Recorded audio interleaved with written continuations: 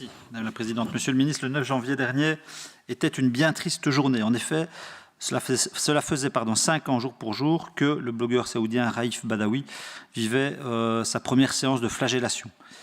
Et à cette occasion, comme d'autres, j'ai participé à l'action organisée par Amnesty International devant les grilles de l'ambassade d'Arabie Saoudite afin de demander sa libération. D'après les informations dont dispose l'ONG, Raif Badawi et son avocat, Walid Abdul Kahir, seraient depuis le 12 décembre dernier placés à l'isolement dans des conditions de sécurité renforcées. Ils auront entamé une grève de la faim pour protester contre les mauvais traitements qu'ils subissent. Et rappelons que Raif Badawi, lauréat du prix Sakharov en 2015, a été condamné en 2014 à 10 années d'emprisonnement et 1000 coups de fouet, ainsi qu'à une amende d'1 million de rials saoudiens pour avoir, je cite, insulté l'islam.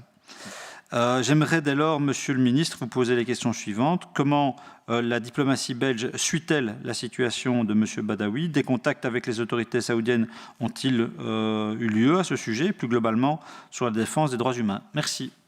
Voilà, merci. En effet, je me permets de revenir sur le rapport annuel de Human Rights Watch, paru le 15 janvier dernier, et qui met dans son introduction le focus sur le non-respect par la Chine des droits humains. Lors de la présentation à la presse de ce texte, le directeur de Human Rights Watch, Kenneth Roth, a déclaré que le gouvernement chinois menait une offensive intense contre le système mondial de défense des droits humains. Human Rights Watch décrit, je cite, un État policier tentaculaire s'efforçant d'exercer un contrôle total sur la société. Plus inquiétant, M. Ross constate que Pékin tente d'étendre sa censure au-delà des frontières du pays. Et donc j'aimerais vous poser les questions suivantes. Monsieur le Ministre, dans le cadre de nos relations diplomatiques bilatérales, la question du respect des droits humains est-elle abordée? Vous avez déjà répondu partiellement, même très partiellement, très amplement, pardon, dans l'autre sens, à cette question-là.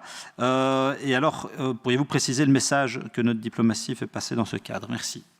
Je ne doutais pas de votre réponse et évidemment je la partage sur le contenu. Je pense simplement qu'elle devra s'accompagner d'autres types d'actions peut-être plus concrètes et plus globales aussi, parce que l'offensive contre les défenseurs des droits de l'homme et contre les journalistes aussi, on ne la constate pas qu'en Chine. J'ai déjà interpellé votre prédécesseur sur le même type d'action menée contre les défenseurs des droits de l'homme dans les territoires palestiniens par le gouvernement israélien. On constate ça aussi ailleurs dans le monde. Donc l'offensive est globale et elle est inquiétante, et elle s'accompagne d'ailleurs de la montée du populisme et du nationalisme un peu partout. Et tout ça doit évidemment éveiller en permanence notre attention.